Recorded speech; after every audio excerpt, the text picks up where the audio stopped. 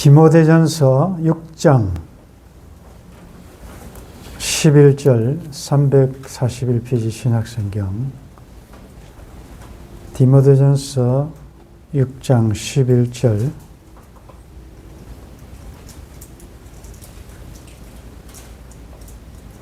(11절) (12절) 같이 읽겠습니다.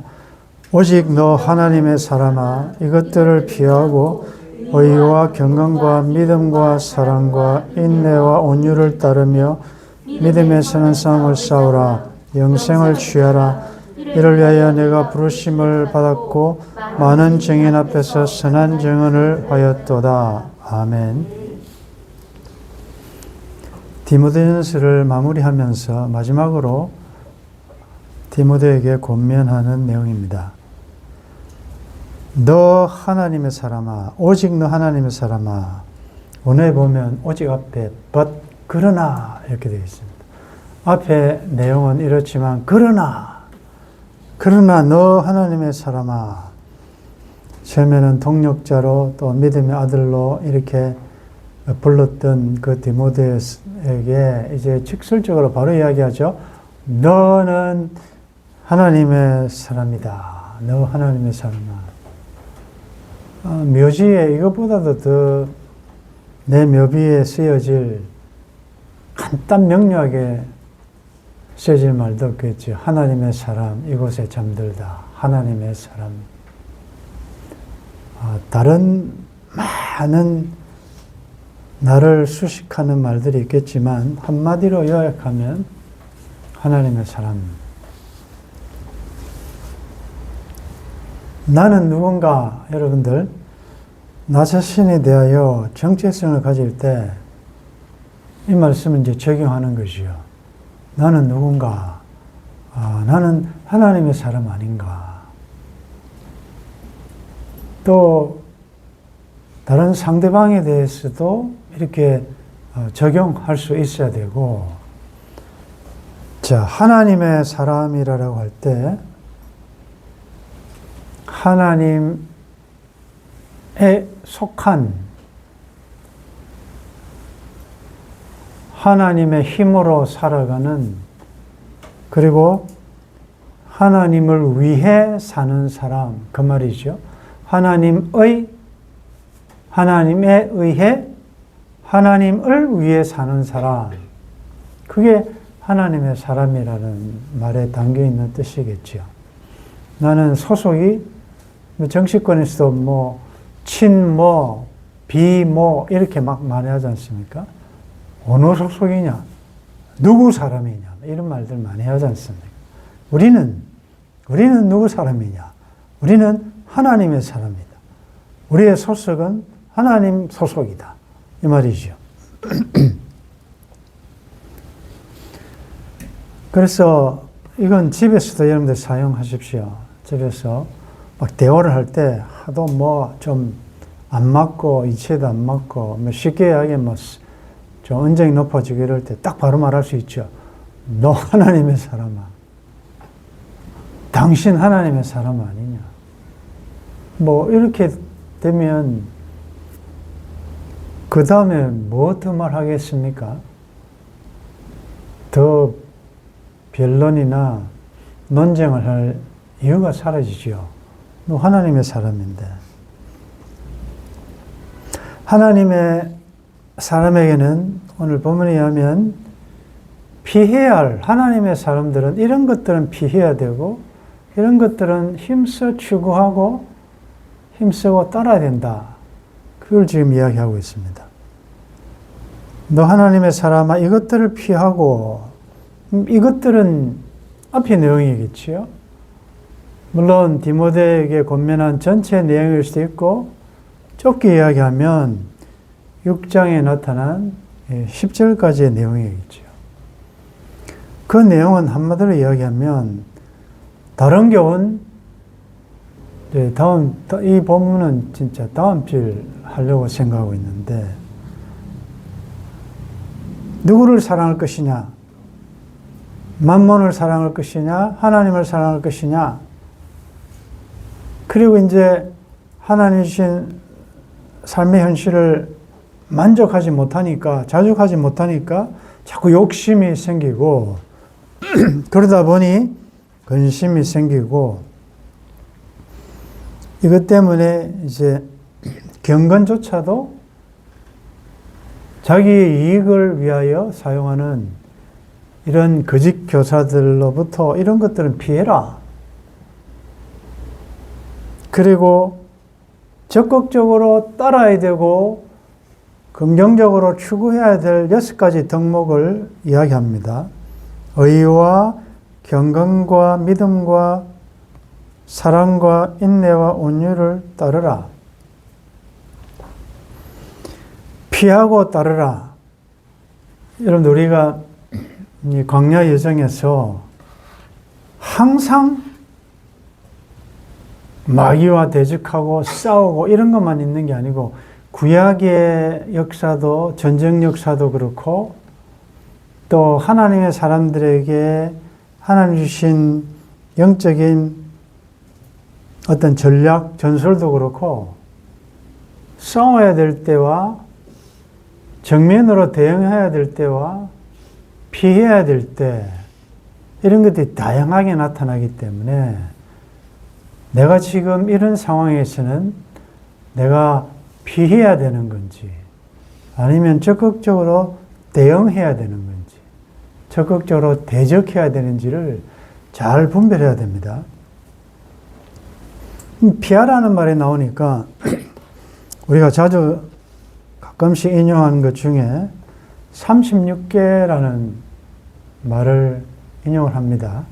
36개가 뭔가를 이렇게 자료를 찾아보니까 고대 중국의 병법서 가운데 하나가 36개인데, 이것은 여러 가지 상황과 환경에서 큰 6가지 전술을 나누어서 이런 상황에는 이런 전술로 대응해야 된다라는 것을 나누어서 쓴 병법서예요. 그 중에 제일 마지막 6번째 병법이 뭔가 하면 패정계라 해서 거기에도 몇 가지가 나타나는데 여러분들이 조금 들어보셨을 내용들입니다. 전쟁에서 지고 있거나 절대 열세가 예상될 때 사용하는 계략. 첫째가 미인계.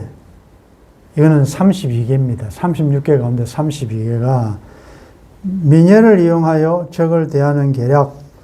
33개가 뭔가 하면 공성계. 여러분들 이 무협소설 좋아하는 분들 알 거예요. 본진을 비우는 계략. 본진을 비워서 뒤를 공략하는, 비어있는 것처럼 해서 하는 것. 그 다음 34개가 뭔가 하면 반관계라 해서 적의 첩자를 해유 혹은 거짓 정보를 흘려서 적을 속이고, 더 나아가서 이간질을 통해서 반목하게 만드는 전략. 그게 34개입니다. 35개는 고육계라고 해서 자신을 희생하는 것. 그 다음에 36개가 여러 계략을 사슬 묶듯 연결하여 불리한 상황에서 역전을 도모하는 연환계라 그럽니다. 그 다음에 마지막 37번째가 뭔가 하면 주위상계라고 해서 답이 없으면 튀어라 이렇게 되어 있어요. 손해나 패배가 뻔한 전투를 할 필요가 없다. 불리하면 그냥 교전을 피한 다음에 더 좋은 타이밍을 잡아서 한번 쉬어가면서 기회를 노리는 것. 이것이 36개 줄행랑의 기원이다. 여러분들, 이 전략 가운데 최고의 전술이 36개입니다. 이게 제일 최후에 쓰는 방법이에요. 가만히 보니까 이거 누가 잘 쓰는 이 계략 아닙니까? 여러분 혹시 누가 이 계략을, 이 패전계를 잘 있는 누군지 아십니까? 뭐 적을 알아야 우리도 뭐 대응을 할 건데.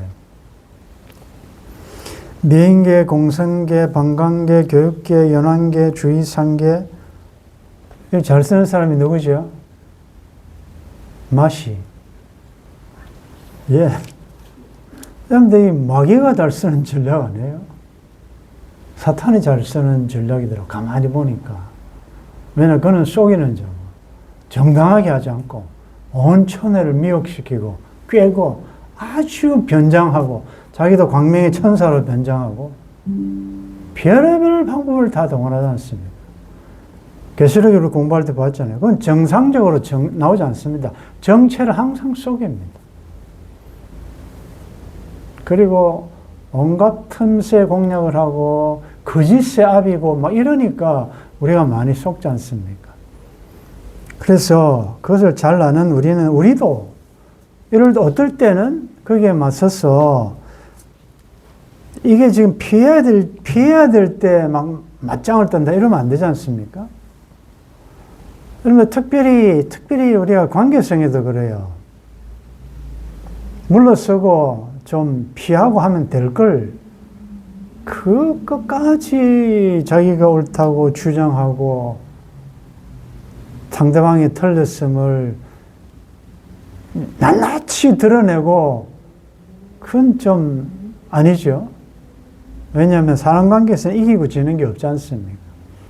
또 성경에서는 십자가의 원리가 지는 것이 이기는 것인데, 그걸 왜 그것도 내가 한 템포 낮추고 피하고 또 이렇게 하면 될 문제를, 그걸 하는 것은 지혜롭지 못하다.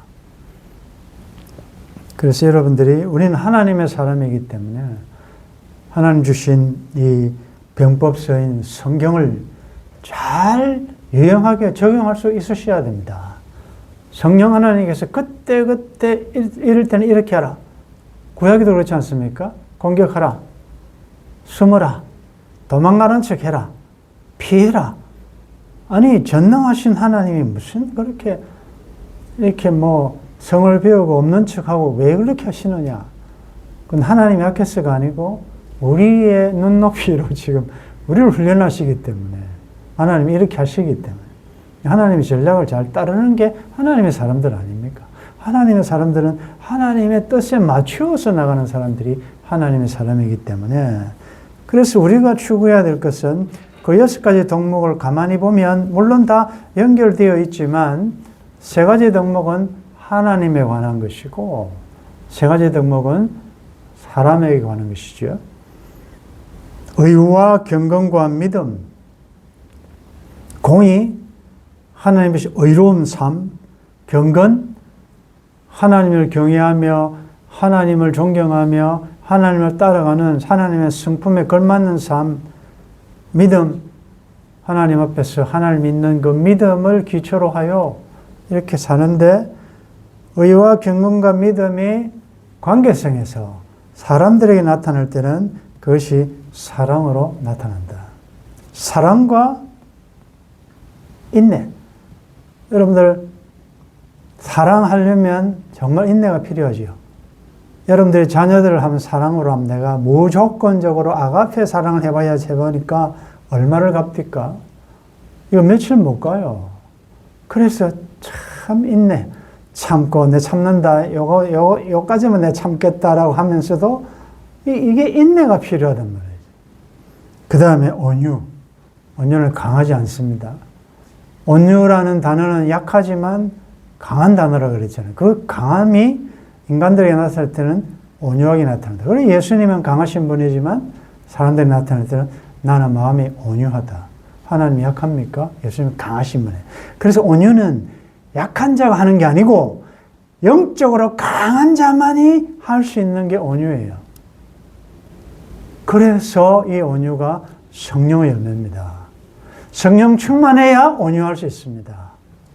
그렇지 않으니까 자꾸 자기가 강함을 주장하고 말도 강하게 하고 인상도 강하게 하고 소리를 높여야 자기가 강한 줄 아는데, 그건 약한 자들에게서 나타나는 그 특징이에요.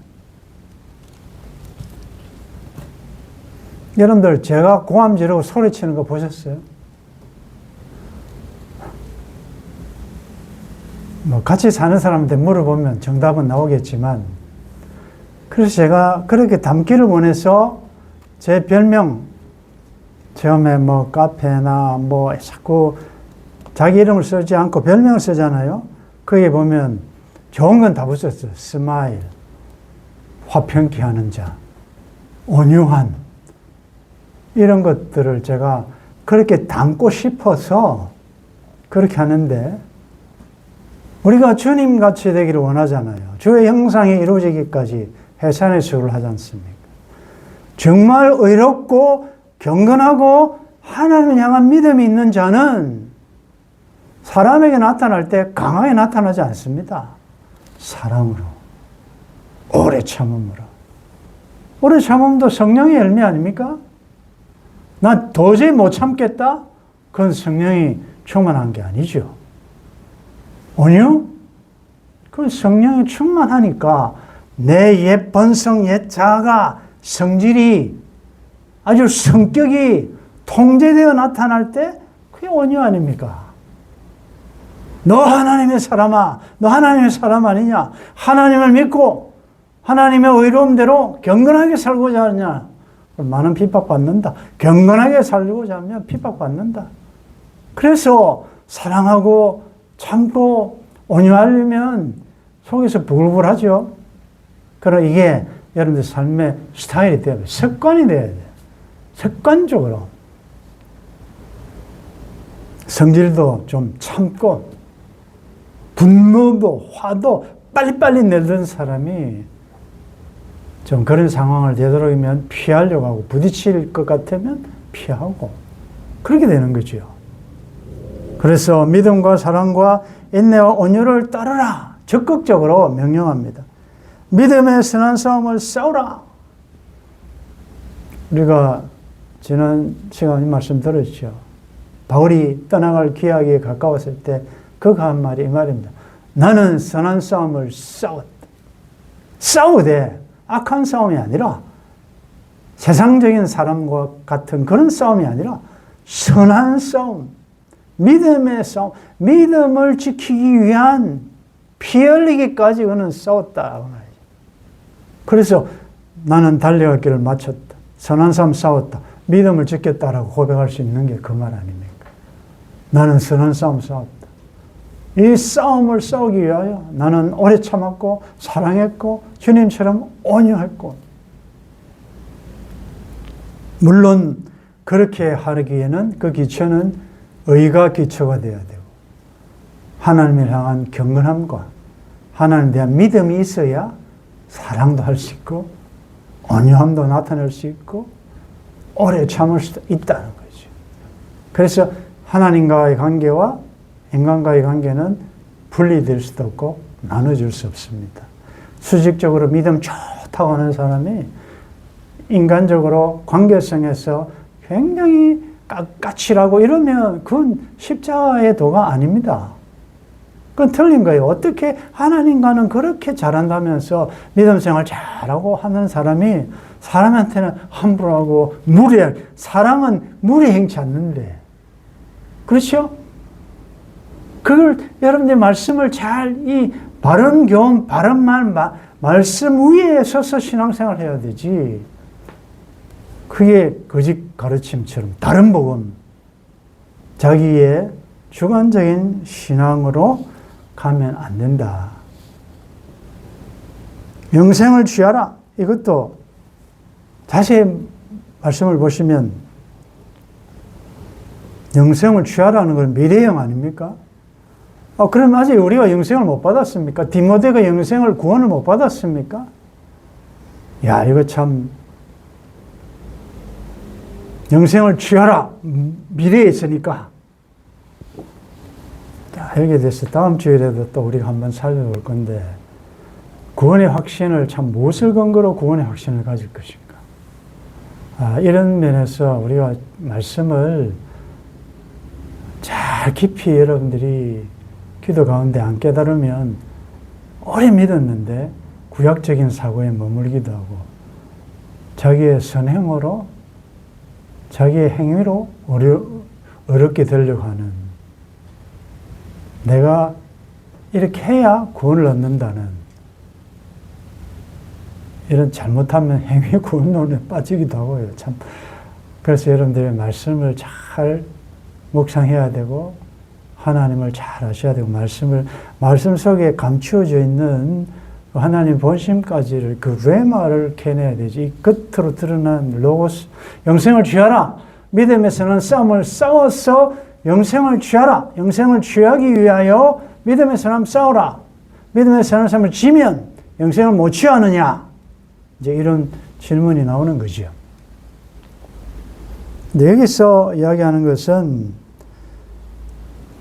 디모데가 영생을 구원을 못 받았다는 게 아니고 이미 얻은 그 구원, 마지막 바울이 고백한 대로 이제 흐르는 의의 면류관이 주로부터, 의로우신 재판장으로부터 의로운 면류관, 의의 면류관을 받을 일만 남았다. 그게 영생이라고 그러지 않습니까? 마지막 누리는 것은 그 날에 이미 내가 영생을 받았지만 그것을 누리는 것은 주님 오셨을 때, 그분이 나타나실 때 내가 받을 것이고, 나뿐만 아니라 주의 오심을 기다리며 사모하는 모든 자에게니라. 우리에게도 해당되지 않습니까? 그러므로 영생을 얻은 자들은 역으로 이야기하면 선한 싸움 싸우게 되어 있다는 것이죠. 구원을 가진 자는, 즉 영생하는 생명을 가진 자는 하나님에 대하여 의로움과 경건함과 믿음을 지키고, 반드시 사람들에게는 영생을 가진 자는 영생을 가진 자다운, 즉 하나님의 사람다운 사랑과 인내와 온유함이 드러나게 되어 있다는 거죠. 그럼 어디서 문제가 있는지를 여러분 한번 점검하시면서 이 6가지 덕목 가운데 하나님에 대하여 혹은 인간관계에서 뭐가 좀 약하냐를 집중적으로 복습하셔야 돼요. 뭐가, 난 인내가 약하나? 남들이 나를 딱 평가할 때, 우리 장로님, 원사님, 우리 집사님, 저 성도님은 온유한 분이다라고 할 때 문장이 자연스러우냐? 아니면 이게 참 카트라인인가? 영 아니면 연습하셔야 되죠. 살아있을 동안에. 그것은 내가 열심히 한다고 되는 게 아니라 예수님의 생명이 나를 통해서 흘러가도록 하셔야 된다는 거죠. 그 예표로 이를 위하여, 이 영생을 위하여 내가 부르심을 받았고, 연결하면 부르심을 받은 자들은 영생을 가진 자들이잖아요. 날 불러주시니 고마워라. 하나님이 날 불러주셨다는 그게 얼마나 감사합니다. 우리 하나님 찬양합시다. 할렐루야. 날 불러주심으로부터 구원이 시작되잖아요. 여기서 내가 태어나기 전 영원 전에 하나님께서 하나님의 지혜 가운데서 전능하신 능력으로 하나님의 전지한 지혜 가운데 아무 조건 없이 우리를 구원하시기로 이미 불러주셨다. 택했다. 야곱과 에서가 태어나기도 전에 야곱이 문제가 많지만 하나님께서는 야곱을 더 사랑하셨다. 에서는 미워했다. 누구한테 항의할 거냐? 야, 주권자가 마음대로 할 거 아니냐? 그러면 왜 하나님 불공평합니까? 하기 전에 하나님 왜 불공평하십니까? 라는 말을 나에게 적용하셔야 된다. 여러분들은 뭐가 정당하길 하나님께서 여러분들을 불러주시고 여러분들을 구원으로 택하셨냐면 그 불공평하지 않습니까? 당연한 것입니까? 여러분들이 지금 말씀 앞에 나와 있고 이 말씀이 믿어지고 지금 나의 가는 길을 주님이 아시고 주님 다시 오실 것이고 우리는 영원한 나라에서 영원한 샬롬에 들어갈 것이라는 걸 믿어지는 것이 당연한 게 아니다. 하나님의 은혜로 이 쓸데없는 자 왜 불러주시고 왜 성령 주셔서 주 예수 믿게 하는지 난 알 수 없도다. 하나님께 찬양을 돌려야 한다. 그래서 여러분들이 지금 형편과 상황이 좀 어렵다고 좌절하고 원망부려 그 너무나도 사치스러운 것이다. 감사가 없으면 신앙에 구멍이 난 것입니다. 하나님에 대하여 어떤 상황 가운데서 그러니까 욥 같은 사람 보십시오. 그런 엄청난 상실을 아픔 앞에서도 어리석게 원망하지 않고 하나님을 경배하는 데까지 나아가지 않습니까? 그러니까 여러분들 올해 여러분들 무슨 상실을 겪으셨습니까? 사실 상실을 이야기합니다. 7일 동안 다윗이 고통당했을 때 뭘 느꼈을까? 다윗이 예수 그리스도의 모형이라면요. 여러분들 독생자를 잃은 하나님 아버지의 상실을 여러분 그 고통을 느껴보셨습니까? 그분은 그냥 아들이 아니잖아요. 하나님 아닙니까? 하나님은 독생자, 유일한 그분을 잃어본 아버지의 마음을 안다면 여러분들 세상에서 뭐 물질 좀, 건강 좀 잃고, 뭘 잃고, 조금만 슬퍼하시고 다시 일어서셔야 돼요. 그거 없으면 죽겠다. 그렇다면 그건 우상이라고 그러지 않습니까? 하나님이 살아계시기 때문에. 잠시 동안 당하는 환난에 경한 것은 견딜 수 있잖아요. 정차 나타날 영광을 생각해 보면.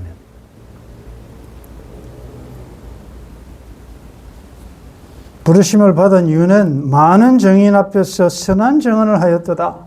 여기 선한 싸움, 선한 증언 계속 나옵니다. 선하다의 정의는 하나님 중심이라는 거죠. 하나님 보시기에 하나님 뜻대로 된 게 다 선한 것입니다. 하나님의 뜻대로 안 된 것은 다 악한 것입니다. 그게 자기 중심이든 무엇 중심이든 그게 바벨탑 정신이고 바벨성의 큰 성 바벨론의 핵심이 뭔가 하면 하나님 중심이 아닌 거예요. 그건 다 악한 것입니다. 우리는 많은 정인 앞에서 선한 증언을 해야 됩니다. 오늘도 여러분들은 많은 사람을 만나셨고 여러분들 수많은 사람과 연결되어 있는데 나는 지금 선한 증언을 하고 있느냐? 그럼 선한 증언은 뭐냐가 조금 더 나타납니다. 만물을 살게 하신 하나님 앞과 본디오 빌라도를 향하여 선한 증언을 하신 그리스도 예수 앞에서 내가 너를 명하노니. 본디오 빌라도를 향하여 선한 증언을 하셨다. 그리스도. 본디오 빌라도가 누굽니까? 사형 언도를 내릴 수 있는 그 권력 앞에 예수님은 자신이 메시아고 자신이 진리고 자신이 구원자이라는 것을, 즉 하나님의 뜻을 그대로 과감없이 두려워하지 않고 confess, 신앙 고백하셨다는 거예요. 이게 이제 좀 쉽게 연결하면 여러분들이 어떤 상황에 따라서 유불리를 따라서 예수님을 부인하느냐 시인하느냐 그 말이에요. 베드로는 계집 정아이한테 나는 그 사람 모른다 그랬잖아요. 베드로가 주님을 모른다 부인했었지만 이 몸도 세상과 짝하여서 주님을 모른다 부인한 적이 많았다.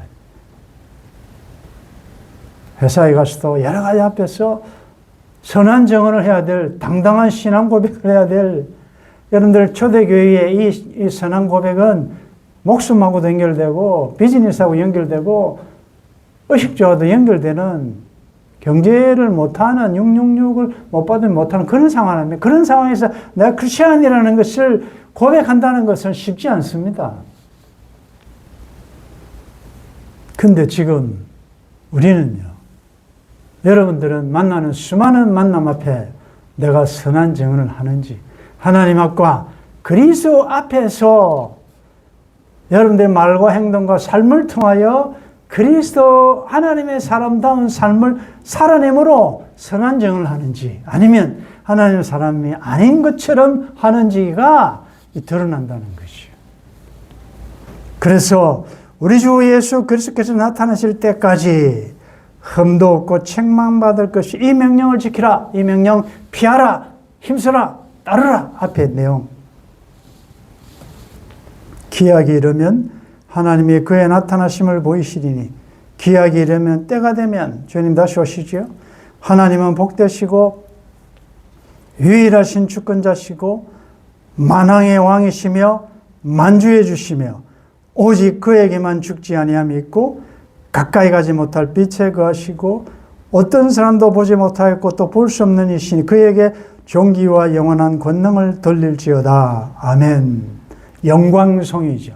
하나님에 대한 절대적인 불멸의 존재시고 하나님만이 신이시라는 것을 소개합니다.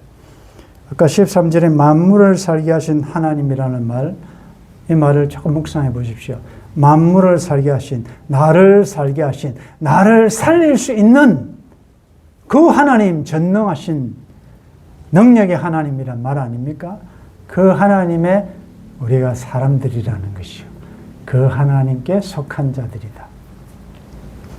오늘 이 말씀을 저와 여러분들에게 적용하면서 다시 한번 우리가 가슴을 펼 수 있는 것은, 와, 내가 누구냐? 내가 비록 세월이 흐르고 나이가 들고 건강이 점점 없어지고 무엇이 사라지도 나는 하나님의 사람이다. 하나님께 속한 자고 하나님에 의해서 공급받는 자이기 때문에 무슨 상황 당하든지 내게 능력 주시는 데서 모든 것을 할 수 있고 자족할 수 있고 나는 어떤 상황 가운데서도 하나님 대하여 의와 경건함과 믿음을 지키는 자이다. 그리고 세상에 나타날 때는 선한 증언을 하기 위하여 하나님의 사랑으로 사랑하고 처음 사랑을 회복하고 그리고 그것이 비록 열매가 보이지 않고 힘들지라도 오래 참고 그리고 어떤 나에 대항하여 오는 자들에게 대해서도 온유함으로 그래서 다윗을 죽이려 했던 사울에 대하여 다윗이 끝까지 온유하게 되오니까 사울이 그런 고백하잖아요. 나는 너를 학대하되 너는 나를 선대하니 너는 나보다 의롭도다. 이런 고백을 받았단 말이에요. 나는 너를 학대하되 너는 어떻게 끝까지 온유하게 나에게 이렇게 사랑으로 대해줄 수 있느냐? 그건 여러분들 사탄이 예수 그리스도와 교회에 대한 고백일 수 있어요. 나는 너를 죽이려고 하는데 너는 나를 살려고 나를 사랑하니 너는 나보다 의롭도다. 이것을 여러분들이 제일 싫어하는, 미워하는, 여러분들 미워하는 여러분들 친구나 가족이나 그 누구로부터 이 고백 받으셔야 돼요. 진실로 그 사람은 하나님의 아들이었도다. 이거 누가 한 말입니까? 예수 그리스도를 죽이는 그 백부장의 입에서, 이방인의 입에서 그 말이 나와 있다. 왜, 뭘 보고? 죽어가는 모습에서 그 가상실현의 말을 통하여 이분은 세상 사람하고 다르고 이분은 십자가형을 당할 만한 분이 아니라는 걸 이방 모든 사람을 대표하여 백부장이 고백하는 거예요. 이 사람은 진실로 하나님의 아들이었다. 이 사람은 진실로 하나님의 사람이었다는 고백을 받을 수 있는 여러분들의 삶 되시기를 주의 이름으로 축원합니다. 오직 너 하나님의 사람아, 이 연말에 피곤하고 나 자신에 대해서도 정체성에 대하여 희미해지고 여러 가지 환경 때문에 자긍심이 없어진 우리에게 하나님, 너 하나님의 사람아 말씀해 주시니 감사합니다. 정신이 바짝 듭니다. 용기가 생깁니다. 힘이 납니다. 예, 우리는 하나님의 사람들입니다. 세상 사람들이 치열하게 박이 터지듯이 추구하는 그런 것들은 피하게 도와주시고 세상 사람들이 관심도 갖지 않는 하나님에 대한 의와 경건과 믿음과 사랑과 인내와 온유를 추구하는 믿음의 선한 싸움을 싸우는 하나님의 사람들 될 수 있도록 도와주옵소서. 주 예수님의 이름으로 기도드리옵나이다. 아멘.